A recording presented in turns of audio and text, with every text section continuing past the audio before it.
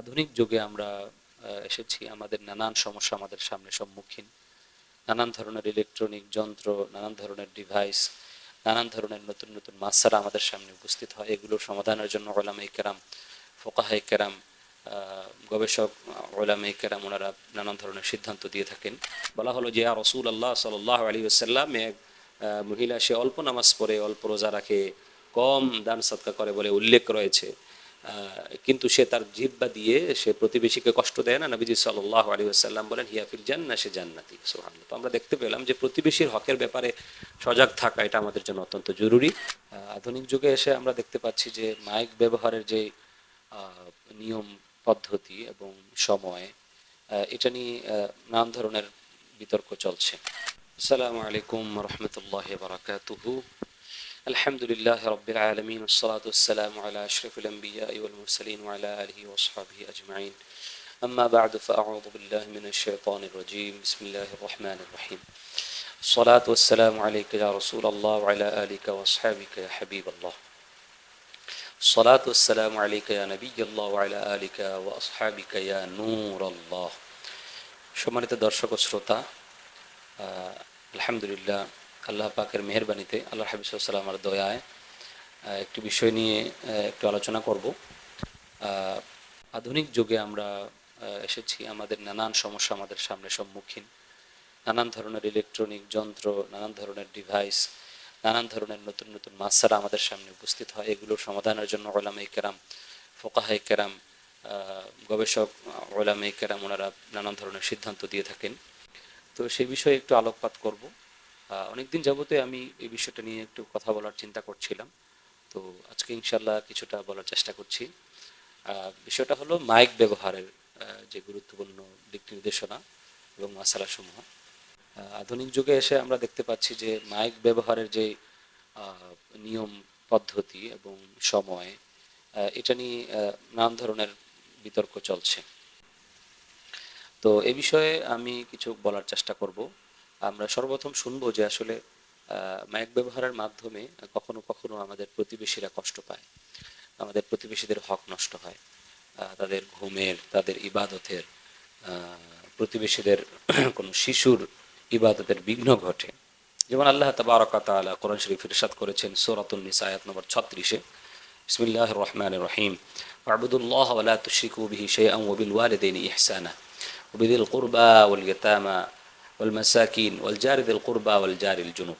আল্লাহ পাক ইরশাদ করেন, তোমরা আল্লাহ পাকের ইবাদত করো, তার সঙ্গে কাউকে শরীক করিও না, এবং মাতা পিতার সঙ্গে, আত্মীয় স্বজন, ইয়াতিমদের সঙ্গে, মিসকিনদের সঙ্গে, নিকটতম প্রতিবেশী, ওয়াল জারিদিল কুরবা এবং ওয়াল জারিল জুনুব, দূরবর্তী প্রতিবেশীদের সাথে সদ্ব্যবহার করো।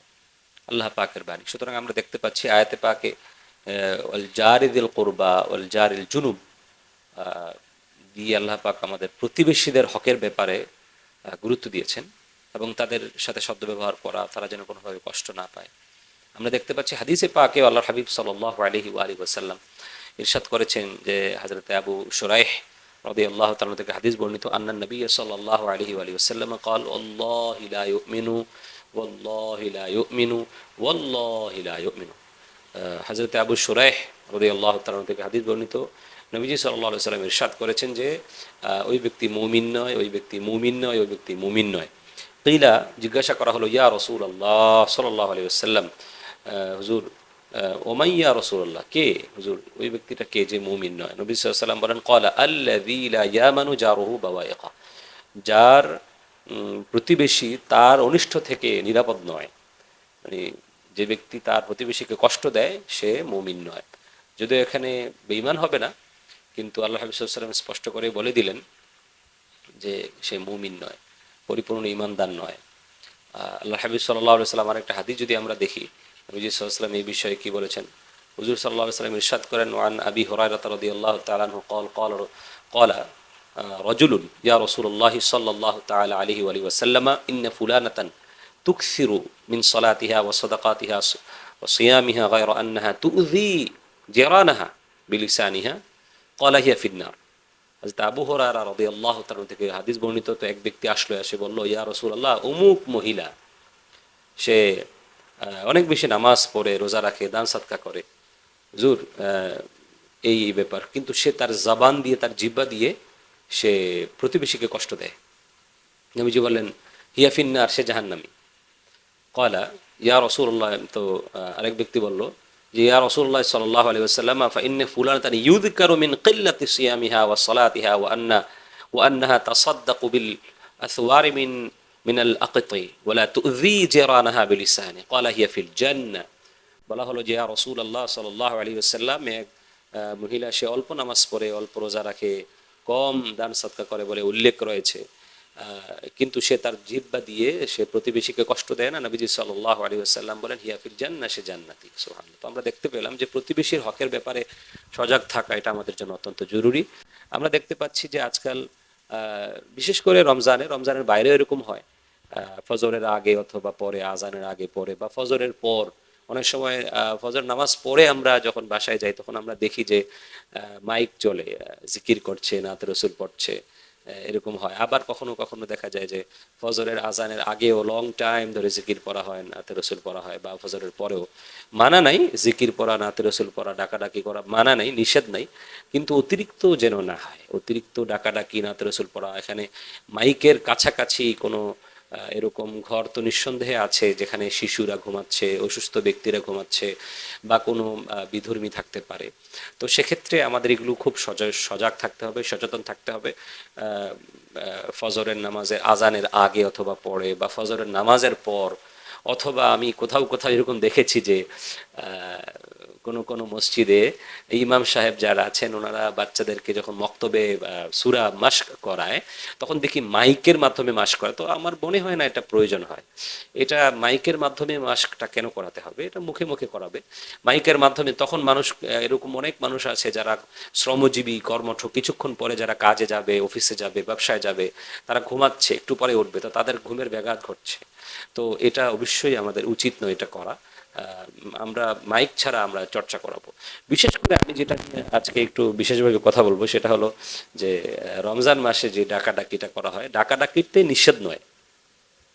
যারা একেবারেই টোটালি ডাকাডাকি করাতে নিষেধ করে বা বেদাত বলে, আমি তাদের সাথে একমত নই।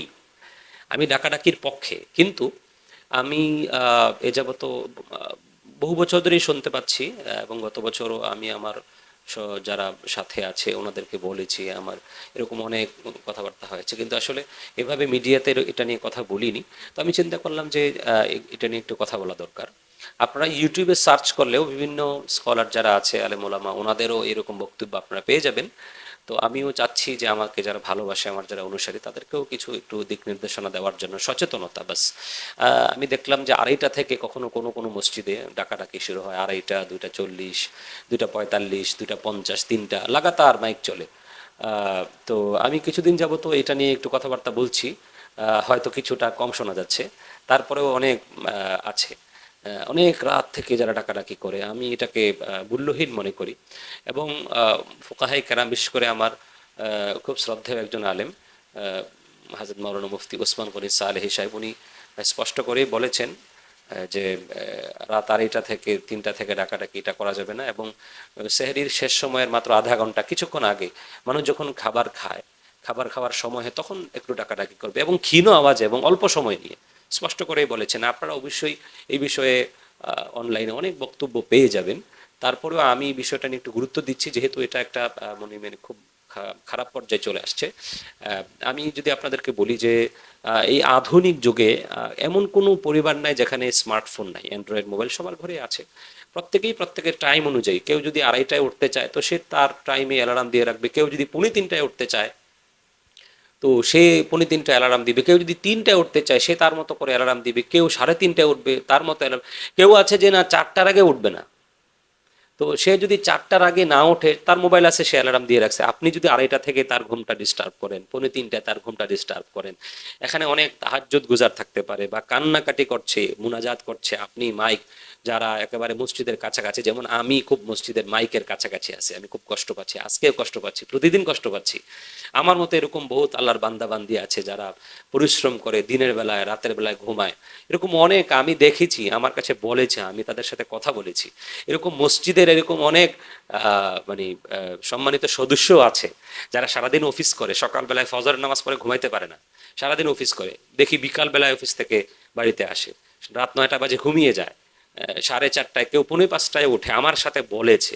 তো এই লোকটা যখন সারাদিন পরিশ্রম করলো, তাকে যদি আপনি ঘুমটা ডিস্টার্ব করলেন 2:30টায়, 3:00টায়, তো এটা ইসলাম কখনো অ্যাকসেপ্ট করে না। কোনো কোনো পর্যায়ে, কোনো কোনো ক্ষেত্রে কারো কারোর জন্য এটা নাজায়েজ হতে পারে, গুনাহের কারণ হতে পারে। তো আমি নিরুৎসাহিত করছি, এবং আমার সম্মানিত যারা ইমাম ও মুয়াজ্জিন আছেন এই বিষয়টা একটু অবশ্যই খেয়াল রাখবেন, যেন আমরা এই বিষয়টা আমরা এত রাতে গভীর রাতে আমরা ডাকাডাকিটা না করি।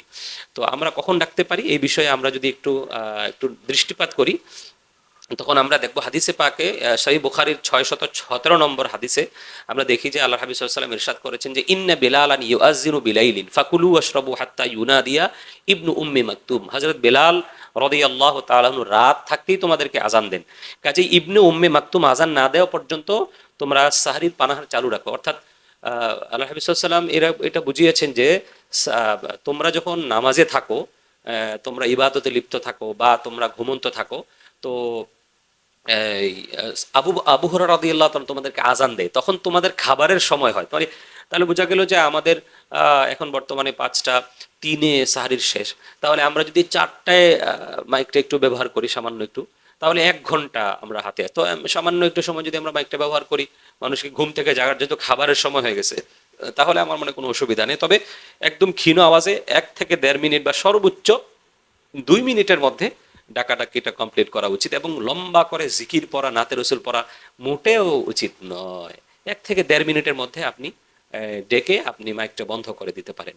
আরেকটা হাদিস শরীফ আমরা দেখতে পাচ্ছি, আল্লাহর হাবিব সাল্লাল্লাহু আলাইহি ওয়াসাল্লাম ইরশাদ করেছেন, সহিহ বুখারীর 641 নম্বর হাদিস, নবীজি বলেন ইন্না বিলালান ইউআযযিনু বিলাইলিন লিইউকিযা নাইমাকুম ওয়া লিয়ারজিআ কাইমাকুম। নবীজি সাল্লাল্লাহু আলাইহি ওয়াসাল্লাম বলেন, হযরত বিলাল তোমাদের ঘুমন্ত লোকদেরকে জাগানোর জন্য এবং সালাতরত লোকদেরকে ফিরিয়ে আনার জন্য আজান দেয়। অর্থাৎ যারা তাহাজ্জুদ পড়ে এবং যারা ঘুমাচ্ছে, তারা যেন তাহাজ্জুদ বাদ দেয়, ইবাদত বাদ দেয়, মানে সাহরির জন্য যেন তারা প্রস্তুতি নেয়, এই জন্য বেলাল আজান দেয়। তো সুতরাং আমরা বুঝতে পারলাম যে হাদিস শরীফে সাহরি খাওয়ার সময়ে মানুষকে একটু ইশারা দেওয়া, এটা করা যাবে, কোনো অসুবিধা নেই। তো আমি আশা করি বিষয়টা আপনাদেরকে বুঝাতে পেরেছি যে আমরা অধিক রাত্রে যারা ডাকাডাকি করি, এটা আসলে প্রতিবেশীকে কষ্ট দেওয়ার মতো হয়, কোনো কোনো ক্ষেত্রে এটা নাজায়েজ হবে এবং গুনাহ হবে কোনো কোনো ক্ষেত্রে কারো জন্য। তো আমরা যেন এটা না করি, আমরা আমাদের ইসলামকে, আমাদের ধর্মকে কারো কাছে প্রশ্নবিদ্ধ করব না। আল্লাহ পাক আমাদের সবাইকে বুঝার তৌফিক দান করুন। সবাইকে মোবারকবাদ জানাচ্ছি। এই ভিডিওটি বেশি বেশি শেয়ার করবেন। সবাইকে মোবারকবাদ। আমার হজ কাফেলার পক্ষ থেকে আপনাদেরকে মোবারকবাদ। নাজিরিয়া হজ কাফেলার পক্ষ থেকে আমার মাদ্রাসা আছে জামিয়াতুর রাজা দরসে নিজামী মাদ্রাসা, ফাতিমাতুজ জাহরা দরসে নিজামী মাদ্রাসার পক্ষ থেকে আপনাদেরকে মোবারকবাদ। দেখা হবে ইনশাআল্লাহ কোনো মক্কা মদিনার সফরে, ইনশাআল্লাহ সামনে আরো কোনো জরুরি বিষয় ইনশাআল্লাহ। ওয়া আখিরুদ দাওয়ানা আনিল হামদুলিল্লাহি রাব্বিল আলামিন। ওয়াসসালামু আলাইকুম ওয়া রাহমাতুল্লাহ।